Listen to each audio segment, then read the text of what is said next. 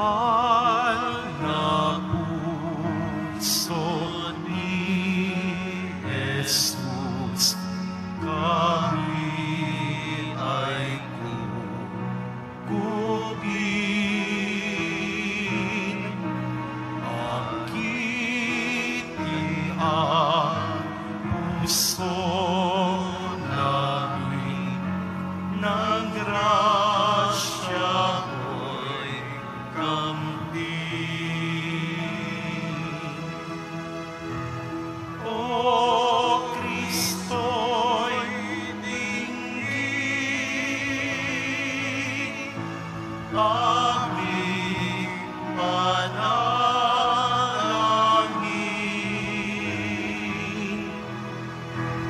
Lagi ang kinig ang puso namin.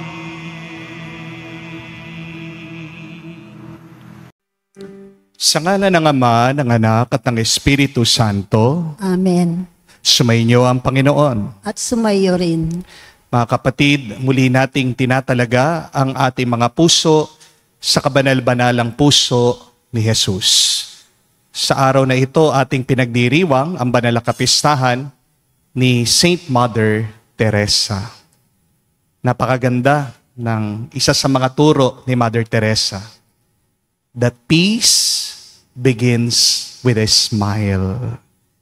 Magkakaroon lang tayo ng kapayapaan, unang-una, kung tayo'y ngingiti, kung pipiliin nating maging masaya. Ano ang dahilan ng ating tuwa at galak? Meron tayong isang mapagmahal na Diyos. Mga kapatid, ngitian mo ang iyong mga problema at pagsubok. Huwag mong hahayaan na mabalot ng lungkot ang iyong puso. At sabi pa nga ni Mother Teresa, that God does not call us to succeed, but God invites us just to try. Subukan mo. Huwag kang titigil. Dahil binibigyan din tayo ng banal na Espiritu ng Diyos para magpatuloy kahit na gaano kahirap, kabigat ang buhay. Para tayo ay makita muli na makatanggap sa mga banal na misteryo, sa pagpapala ng banal na misa, tayo magpakumbaba, hilingin natin muli ang awa at pagpapatawad ng Diyos. Inaamin ko Sa makapangyarihang Diyos at sa inyo mga kapatid, na lubha akong nagkasala sa isip, sa salita, sa gawa at sa aking pagkukulang. Kaya isinasamo ko sa mahal na Birhen Maria, sa lahat ng mga anghel at mga banal, at sa inyo mga kapatid, na ako'y ipanalangin sa Panginoong ating Diyos. kawan tayo na makapangyarihang Diyos. Patawarin tayo sa ating mga kasalanan. Patnubayan tayo sa buhay na walang hanggan. Amen. Panginoon, kaawaan mo kami. Panginoon, kaawaan mo kami. Kristo, kaawaan mo kami. Kristo, kaawaan mo kami. Panginoon, kaawaan mo kami. Panginoon, kaawaan mo kami. Manalangin tayo. Ama naming makapangyarihan, binigyan mo ng abot-abot na pagpapala si Santa Mother Teresa, ipagkaloob mong kaming nabibighani sa kagitingan niya sa daigdig, ay magkamit ng ligayang walang wakas, kaisa niya sa langit. Sa pamagitan ni Jesucristo kasama ng Espiritu Santo, magpa sa walang hanggan. Amen.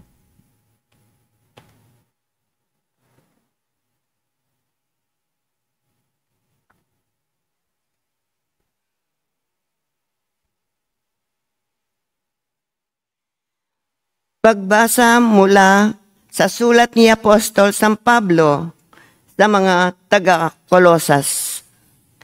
Si Kristo ang larawan ng Diyos na di nakikita at siyang may kapangyarihan sa lahat ng nilikha.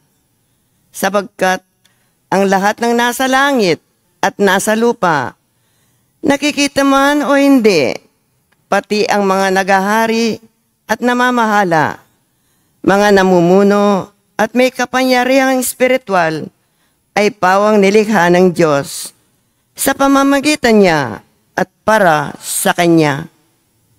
Siya ay una sa lahat at sa Diyos sa pamamagitan niya nasasalalay ang Kanyang kayusan ng lahat ng bagay. Siya ang ulo ng simbahan ng Kanyang katawan. Siya ang una, ang panganay na anak, ang unang nabuhay na muli, upang siya ay maging pinakadakila sa lahat ng bagay. Ipinasya niyang Diyos na ang Kanyang kalikasan ay manatili rin sa anak, at inibig niyang ang sandaigdigan ay makipagkasundo sa Kanya sa pamagitan ng anak, sa pamamagitan ng pagkamatay nito sa krus. Nagkasundo nga ang Diyos at ang lahat ng nilikha sa langit at sa lupa. Ang salita ng Diyos. Salamat sa Diyos. Sa Panginooy dumulog upang papuri ihandog. Sa Panginooy dumulog upang papuri ihandog. Umawit sa kagalakan ng lahat ng mga bansa. Panginooy pupurihin, paglingkuran siyang kusa. Lumapit sa harap niya at umawit na may tuwa. Sa Panginooy dumulog upang papuri ihandog. Ang Panginooy ating Diyos, ito'y dapat malaman. Tayo Kanyang lahat. Tayong lahat na nilalang. Lahat tayo'y bayan niya, kabilang sa Kanyang kawan. Sa Panginooy dumulog upang papuri ihandog. Pumasok ka sa Kanyang templo na ang puso'y nagdiriwang. Umaawit, nagpupuri sa loob dakong banal. Purihin ang ngalan niya at siya'y pasalamatan. Sa Panginooy dumulog upang papuri ihandog. Mabuti ang Panginoon, pag-ibig niya'y walang hanggan. Siya'y Diyos na mabutit laging tapat, kailanman. Sa Panginooy dumulog upang papuri ihandog.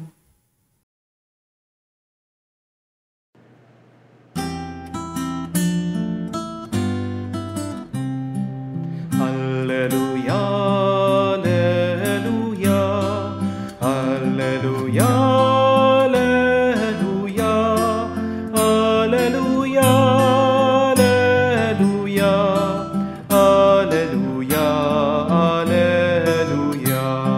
alleluia, alleluia, alleluia, alleluia, alleluia. Sinabi ni Jesucristo, "Ako ang ilaw ng mundo at buhay ng alagad ko." Alleluia, alleluia. Sumainyo ang Panginoon. At sumaiyo rin. Ang mabuting balita ng Panginoon ayon kay San Lucas. Papuri sa iyo, Panginoon. Nung panong yon, sinabi ng mga Pariseo at mga eskriba kay Jesus, ang mga alagad ni Juan ay malimit, nagayuno at manalangin. Gayon din naman ang alagad ng mga Pariseo. Ngunit ang mga alagad mo ay patuloy sa pagkain at pag-inom. Sumagot si Jesus, "Pag-aayunuhin ba ninyo ang mga panauhin sa kasalan, samantalang kasama pa nila ang lalaking kinakasal? Kapag wala na ang kinasal, saka pa lamang sila mag-aayuno." Sinabi rin niya sa kanila ang isang talimhaga, "Walang pumipiraso sa bagong damit upang itagpi sa luma. Kapag ginawa ito, masisira ang bagong damit at ang tagping bago ay hindi babagay sa damit na luma. Wala rin nagsisilid ng bagong alak sa lumang sisidlang balat. Kapag gayon ang ginawa, papuputukin ng bagong alak ang balat. Matatapon ang alak at masisira ang sisidlan. Sa bagong sisidlang balat, dapat ilagay ang bagong alak. At walang magkakagustong uminom ng bagong alak kapag nakainom na ng inimbak, sapagkat sasabihin niya, masarap ang inimbak. Mga kapatid, ang mabuting balita ng ating Panginoon. Pinupuri ka namin, Panginoong Heso Kristo. Magandang araw po muli sa inyong lahat. My dear friends, my dear brothers and sisters, today we are celebrating the feast day of Saint Mother Teresa. Nung pong buhay pa si Mother Teresa, kilala na po siya at tinatawag na siyang the living saint. Kaya nga po, nung namatay siya, agad-agad po siyang hinirang bilang isang santa, bilang isang banal ng ating iglesia. Ang buhay po ni Mother Teresa ay inspirasyon para sa ating lahat. Lalong-lalo na ngayon, ang panahon na namamayani ang kasakiman at pagkaganid ng ibang tao sa gobyerno natin. More than ever, we need modern day and living saints just like Mother Teresa today. Kaya nga po pagnilayan natin, 3 turo ni Mother Teresa kung paano ba maging banal at mas mabuti tayo. 3 things that Mother Teresa can teach us on how to become more saintly, on how to become more holy. Number 1, holiness is being loving. Sabi po ni Mother Teresa, ang pinaka-problema ngayon ng ating mundo ay gutom. The greatest problem in our world today is hunger. Hindi lang po gutom ng ating tiyan, kundi lalong-lalo na gutom ng ating mga puso. At ano po ba ang bagay na makakapagpabusog ng ating mga puso? What is that one thing that could satisfy, that could fill our hearts? Wala pong iba kundi ang pag-ibig at pagmamahal. Amen? Ang pagmamahal, ang pinakamahalagang bagay sa ating buhay. At ang pagmamahal, ang pinakamahalaga para din sa Diyos. The most essential thing in our life is to love and to be loved. If we have everything in this world, and yet we do not have love, we do not have any fulfillment. Tandaan niyo po, mapasayo na ang lahat ng bagay dito sa mundo. Pero kung wala kang pagmamahal, wala ka talaga. Mahirap ka talaga. You may have everything, but without love, you have nothing. And even if you have nothing in this life, but you have love in your heart, you have everything that you need. Amen? Mother Teresa taught us by her example to seek first to love God and our neighbor. Dahil kapag nagmamahal ka, dun ka lang tunay na magiging masaya, mapupuno ka, at mabubusog ang iyong kaluluwa. Amen? But secondly, Mother Teresa taught us, holiness is selflessly serving others even in our suffering. Ang tunay na kabanalan ay hindi lang pagdarasal, pagsisimba, paglilingkod sa loob ng simbahan. Ang kabanalan din ay paglilingkod, pagtulong, pagbibigay, pagbabahagi sa iba, kahit na ikaw ay nahihirapan, kahit na ikaw ay nangangailangan. Isang araw daw po, ang isang Hindu na lalaki, pumunta daw po siya kay Mother Teresa at hiniling sa kanya na tulungan ang isang pamilya dahil wala po silang makain. Gutom na gutom sila. Kumuha daw po ng isang plato, naglagay ng kanin si Mother Teresa, agad-agad pumunta siya doon sa bahay ng pamilya. Pagdating daw po doon sa bahay, nakita niya yung nanay kasama ng 2 anak niya, patpatin, nanginginig sa gutom.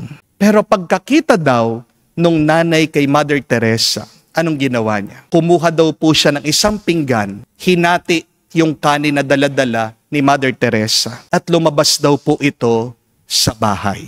Bumalik daw po yung nanay pagkatapos ng ilang saglit. At tinanong siya ni Mother Teresa, saan ka pumunta? Sumagot daw po itong mahirap na nanay. Sabi lang niya, gutom din sila. They are also hungry. Yan po pala, pumunta yung nanay dun sa kapitbahay niya.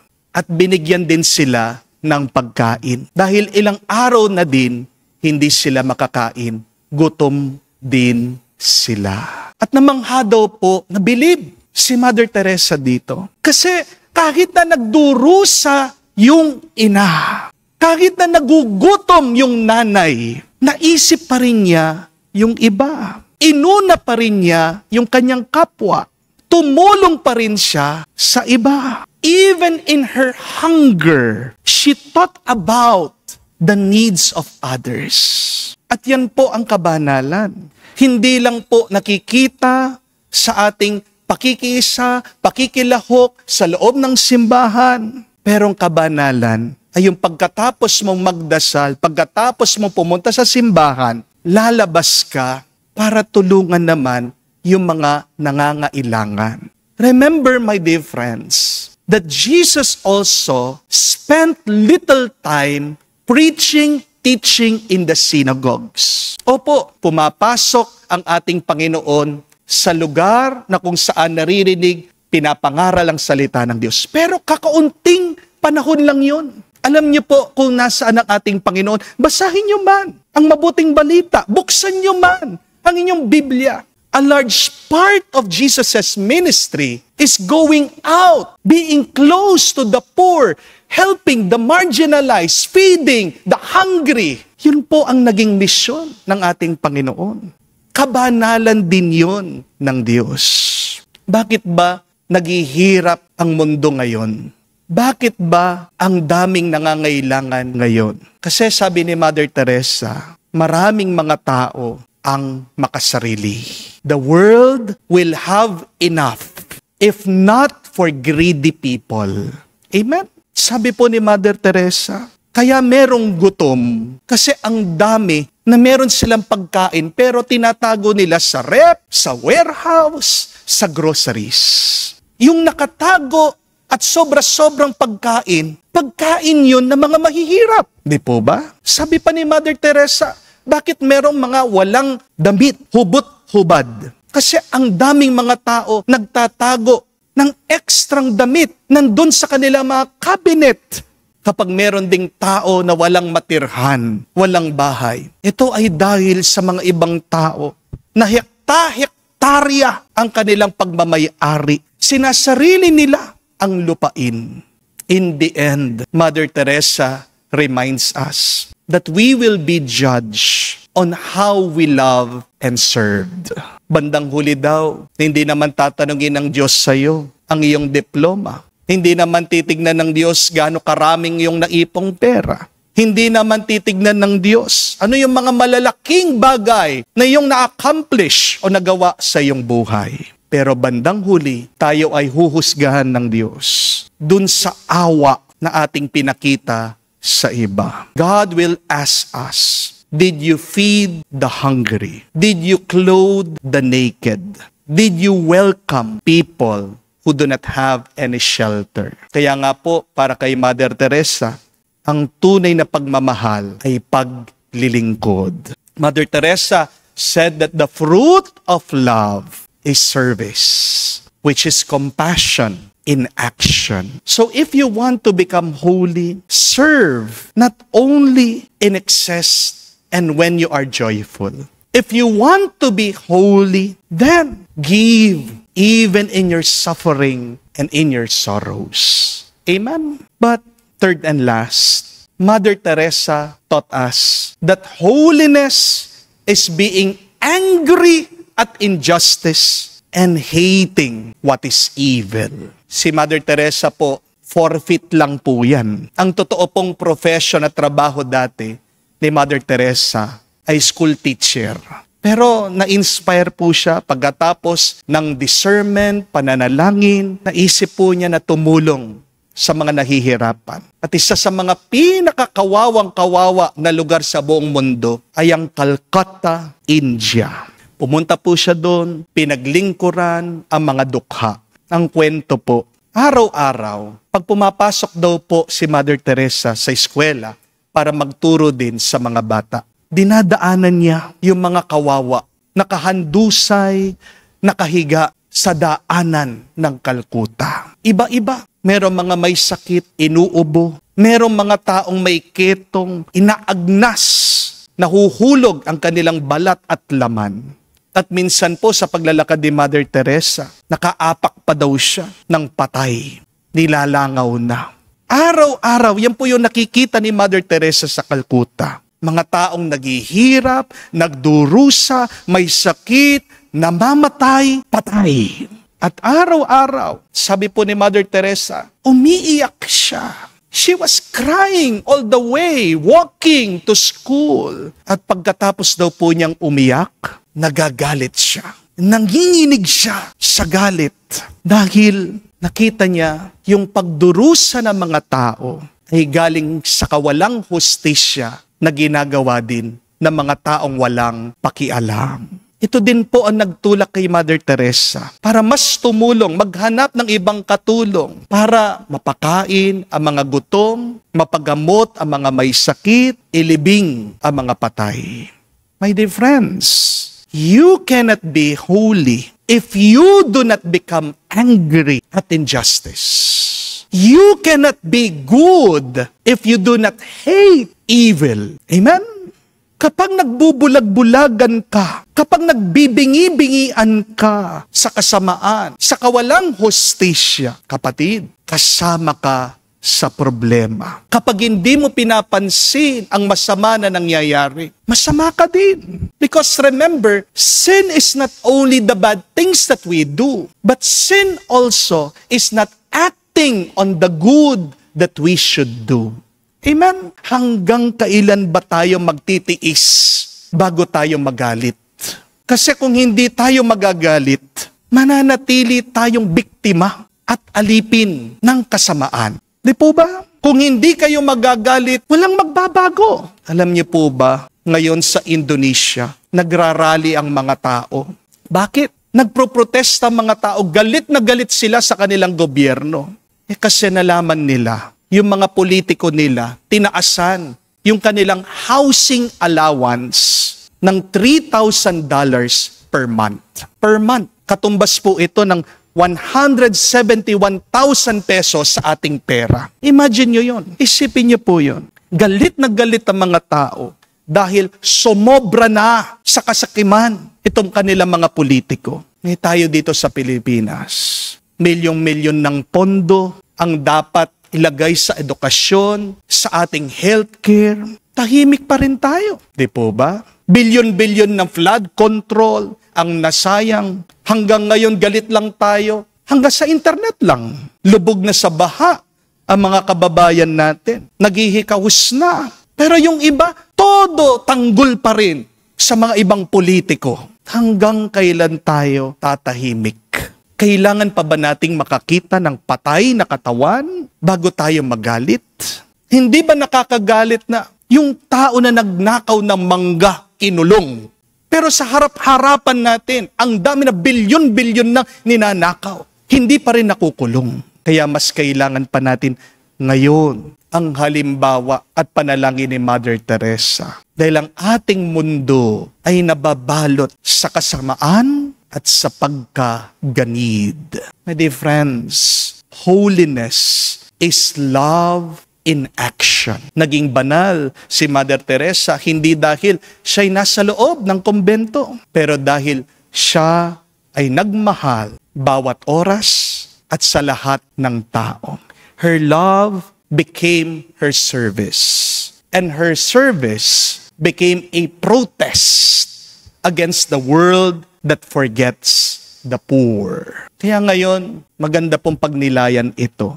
Pinupuno ko ba ng pagmamahal ang aking mga ginagawa? Tumutulong ba ako sa iba? Kahit na ako'y nagdurusa, kahit na ako'y may pinagdadaanan na pagsubok. Galit ba ako sa nangyayaring kawalan ng hustisya at katarungan ngayon sa mundo? Let us pray, my dear friends. so that we can become more like God through the example of Mother Teresa. We pray, we say, Lord, give me a heart just like Mother Teresa, small in myself, but big in love, a heart that serves without counting the cost, and a heart that refuses to be silent when people suffer. Amen. Tumayo po tayo. Manalangin tayo sa Amang Diyos upang ilapit niya tayo sa kahalagan ng Ebanghelyo para panibaguhin ang simbahan at ang daigdig. Ating sabihin, Panginoon, dinggin mo kami. Panginoon, dinggin mo kami.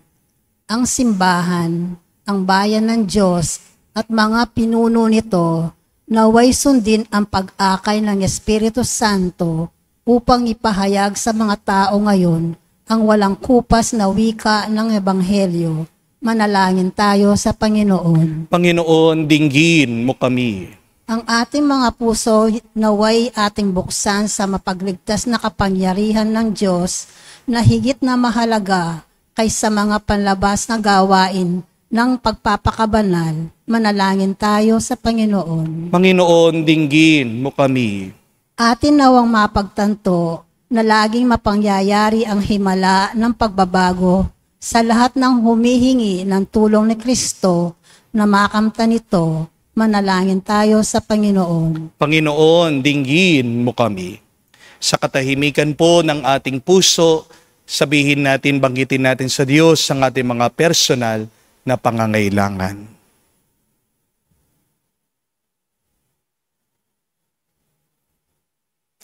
Ama naming nasa langit, dinggin mo ang aming mga panalangin at turuan mo kaming mamuhay bilang bagong bayan mo na pinalaya ng pag-ibig ni Jesucristo, aming Panginoon. Amen.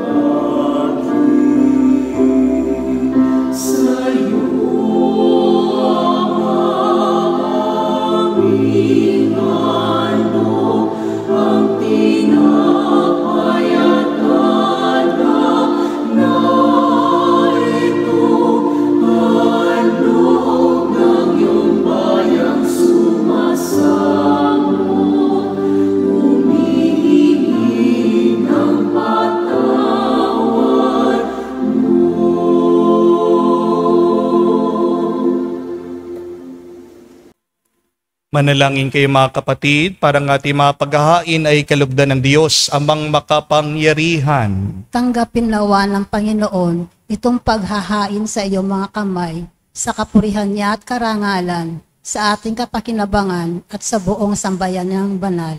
Ama naming lumikha, makapakinabang nawa kami sa dinulot na bunga ng aming paghahain, upang katulad ng huwaran namin, si Santa Mother Teresa, kaming dinadalisay nito sa dating pamumuhay, ay umunlad nawa sa pagkamit ng buhay mong bigay.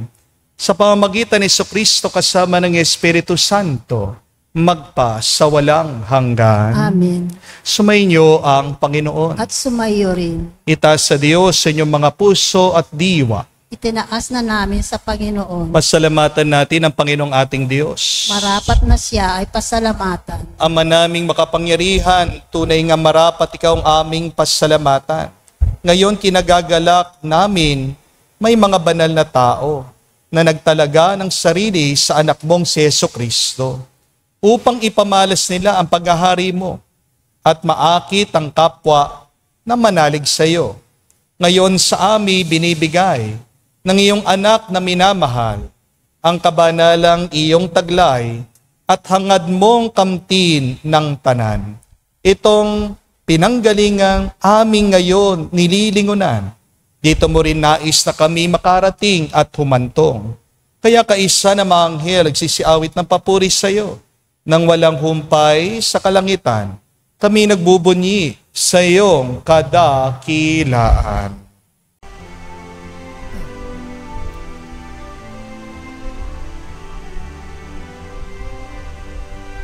Santo, Santo, Santo, Panginoong Diyos ng mga hukbo, napupuno ang langit at lupa ng kadakilaan mo. Hosana, Hosana, sa kaitaasan, pinagpala ang naparirito sa ngalan ng Panginoon. Hosana, Hosana, sa kaitaasan. Hosana, Hosana, sa kaitaasan.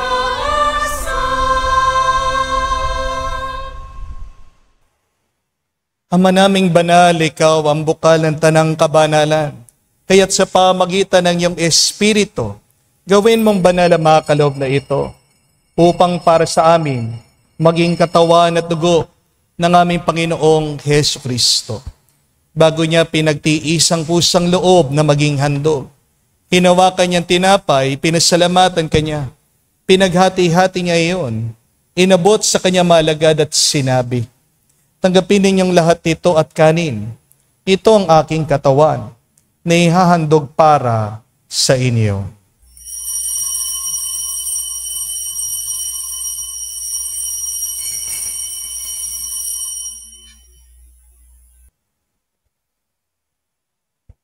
Gayon din naman nung matapos ang hapunan, hinawakan niyang kalis. Muli kanya pinasalamatan. Inabot niya ang kalis sa kanya malagad at sinabi, tanggapin ninyong lahat ito at inumin. Ito ang kalis ng aking dugo, ng bago at walang hanggan tipan. Ang aking dugo na ibubuhos para sa inyo at para sa lahat, sa pagpapatawad ng mga kasalanan.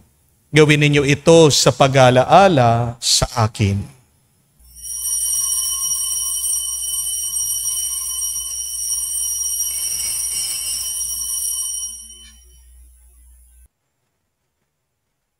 Ang misteryo ng pananampalataya.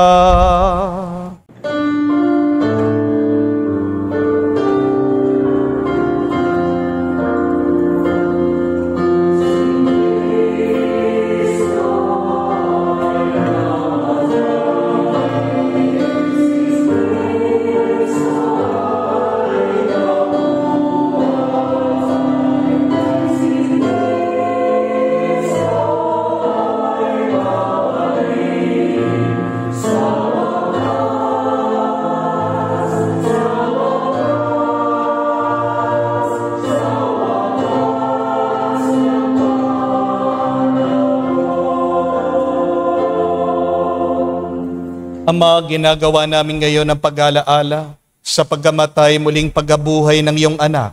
Kaya tinialay namin sa iyong tinapay nagbibigay buhay at ang kalis na nagkakaloob ng kaligtasan. Kami nagpapasalamat dahil kami iyong minarapat na tumayo sa harap mo para maglingkod sa iyo. Sinasamo namin kami magsalo-salo sa katawan at tugon ni Kristo ay mabuklod sa pagkakaisa sa pamagitan ng Espiritu Santo. Ama, lingapin mong iyong simbahan, laganap sa buong daigdig. Puspusin mo kami sa pag-ibig, kaisa ni Leon ang aming Santo Papa, si Florentino, aming Arsobispo, at ng Tanang Kaparian. Alalahanin mo rin ang aming mga kapatid na nahimlay may pag-asang sila'y muling mabubuhay. Ngayon din naman lahat ng mga pumanaw. Kawan mo't sila't patuloyin sa iyong kaliwanagan. Kawan mo't pagindapatin kaming lahat, makasalo sa iyong buhay na walang wakas. Kaisa na mahal na Birhen Maria, Ina ng Diyos. Kaisa ni San Jose, ang kanyang malwalhating esposo. Kaisa na mga apostol, lahat ng mga banal, si Mother Teresa na namuhay dito sa daigdig, nakalugod-lugod sa iyo. Ipagdiwang naman namin ang pagpupuri sa ikararangal mo sa pamagitan ng iyong anak, aming Panginoong Heso Kristo. Sa pamamagitan ni Kristo, kasama niya at sa Kanya, ang lahat ng parangal at papuri ay sa iyo, Diyos Ama, makapangyarihan, kasama ng Espiritu Santo, magpasawalang hanggan. Amen, amen, amen. Sa nakagaling na utos sa turo ni Jesus sa Panginoon natin na Diyos, ipahayag natin ng lakas, loob.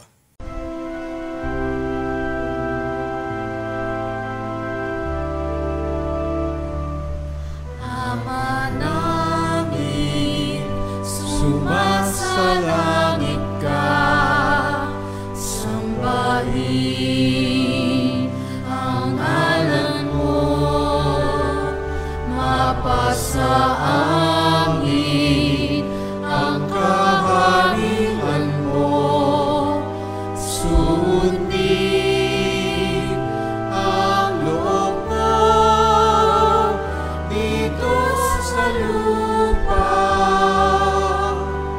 para nang sa langit.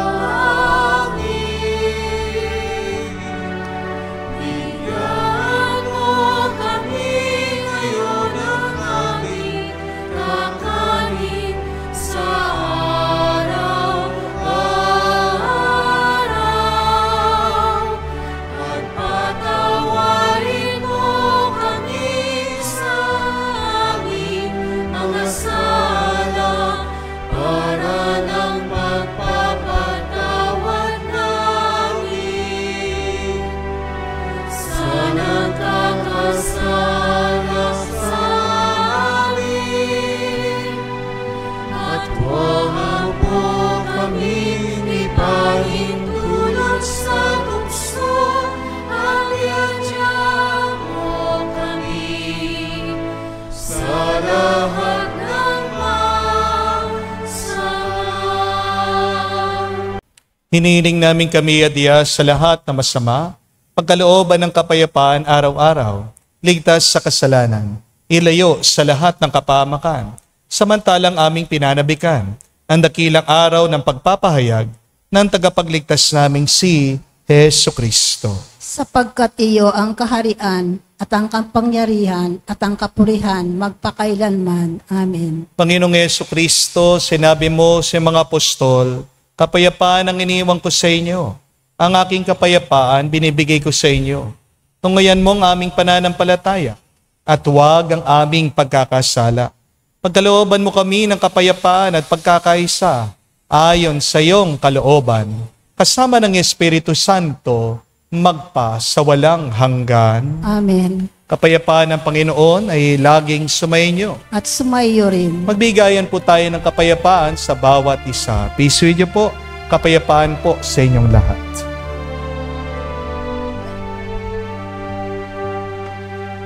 Kordero ng Diyos na nag-aalis ng mga kasalanan ng sanlibutan, maawa ka sa amin, maawa ka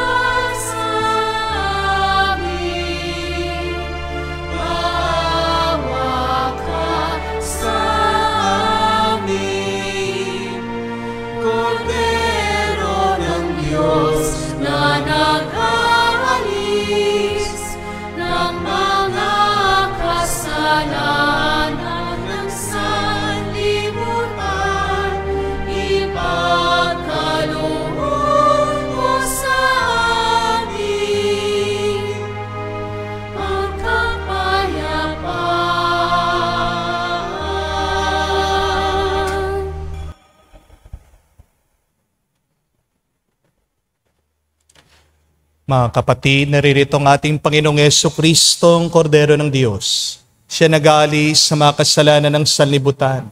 Mapalad tayong lumalapit sa piging ng Kordero. Panginoon, hindi ako dapat na magpatuloy sa iyo, ngunit sa isang salita mo lamang ay gagaling na ako.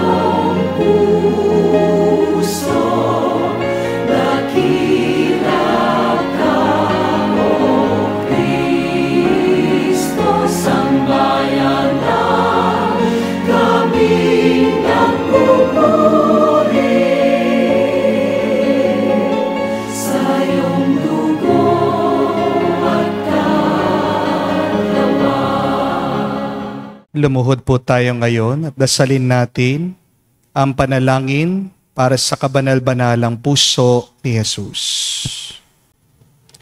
Jesus, Diyos ko, iyong nasabi humingi at kayo'y bibigyan. Maghanap at matatagpuan ninyo. Kumatok at bubuksan ang pinto para sa inyo. Tunghayan mo po ako nakaluhod sa may paanan mo, napupuno ng buhay na pananampalataya at tiwala sa iyong mga pangakong pinabatid ng iyong kabanal-banalang puso at sinambit ng iyong mga labi. Narito po ako upang hilingin ito. Sa katahimikan po ng ating puso, sabihin natin sa Diyos ang ating mga personal na pangangailangan. Kanino pa po ako tutungo kung hindi sa iyo na ang puso ay pinagmumulan ng lahat ng grasya at kabutihan? San pa po ako maghahanap kung hindi sa baul na naglalaman ng kayamanan ng iyong habag? San pa po ako kakatok kung hindi sa pinto kung saan binibigay ng Diyos ang sarili niya sa amin at kung saan kami makakapunta sa Diyos? Sa iyo po ako dumudulog, puso ni Jesus. Sa iyo po ako makakatagpo ng aliw kapag nahihirapan, pagtatanggol kapag inuusik, lakas kapag nabibigatan sa pagsubok, at liwanag sa dilim at pagdududa. Minamahal kong Jesus, maigting po akong naniniwala na kaya mo pong ipagkaloob ang biyayang aking hinihiling. Kailanganin man ito ng isang himala, naisin mo lang ito at matutupad na ang aking panalangin. Inaamin kong ako'y hindi karapat-dapat sa iyong mga biyaya, ngunit hindi ito dahilan para panghinaan ako ng loob. Ikaw ay Diyos ng habag at hindi mo ako tatanggihan ang isang pusong nagsisisi. Tignan mo nawa ako na may habag at mababatid ng iyong puso ang aking mga kasiraan at kahinaan, ang dahilan upang pagkalooban ang aking panalangin. O banal na puso, ano man ang iyong pasya sa aking hiling, hindi po ako titigil na sambahin, ibigin, purihin, at pagsilbihan kita. Jesus ko, kalugod mo nawang tanggapin ang pagsasagawa ko ng ganap na pangsang-ayon sa mga atas ng iyong kaibig-ibig na puso, na aking tunay na hinahangad na matupad, kasama ng iyong sanlilikha magpakailanman. Kabanal-banalang puso ni Jesus, alam kong may isang bagay na hindi mo kayang gawin, ang mawalan ng habag sa mga naghihirap o nababalisa. Tingnan mo po ako, nagmamakaawa po ako. Minamahal kong Jesus, pagkaloob mo ang grasyang aking hinihiling sa iyo sa pamagitan ng kalinis-sinisang puso ng iyong madalamhating ina. Pinagkatiwala mo ako sa Kanya bilang Kanyang anak at ang Kanyang mga panalangin ay makapangyarihan sa iyo. Amen. Kabanal-banalang puso ni Jesus, maawa ka sa amin. Kalinis-sinisang puso ni Maria, ipanalangin mo kami. Tumayo po tayo. Manalangin tayo. Ama naming lumikha, makapakinabang nawa kami sa dinulot na bunga ng aming paghahain upang katulad ng huwaran namin, si Santa Mother Teresa, kami dinalisay nito sa dating pamumuhay, ay umunlad nawa sa pagkakamit ng buhay mong binigay sa pamagitan ni Jesucristo kasama ng Espiritu Santo, magpa sa walang hanggan. Amen. Mga kapatid, tandaan po natin ang 3 aral na iniwan ni Mother Teresa sa atin kung paano maging tunay na banal. Ang kabanalan ay makikita sa pagmamahal natin. Ang problema ng ating mundo ngayon ay gutom. Hindi lang gutom ng tiyan, kundi gutom ng puso. Kapag walang pag-ibig at pagmamahal, may nagdurusa. Pero pangalawa, ang kabanalan din ay pagbibigay. Dahil kapag nagmamahal ka, hindi mo mapipigilang magbahagi at magbigay ka kahit na ikaw ay nahihirapan, kahit na ikaw ay nalulungkot, kahit na ikaw ay nabibigatan. Dahil nakikita yan ng Diyos, ang mga matulungin ay tutulungan niya. The more that you give, the more that you receive. Please, do not stop giving even if it hurts. Because when you give, even if it hurts someday, it will not hurt anymore because God will fill you with His love and grace. Pero pangatlo, ang kabanalan din ay pagiging galit kapag nakakakita tayo ng kawalan ng hustisya. Ang kabanalan din ay pagkamuhi sa kasamaan.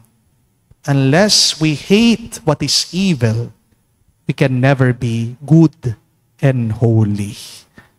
Yan nga po, ang assignment ko sa inyo ay maging galit kayo sa nangyayaring korupsyon ngayon sa ating bansa.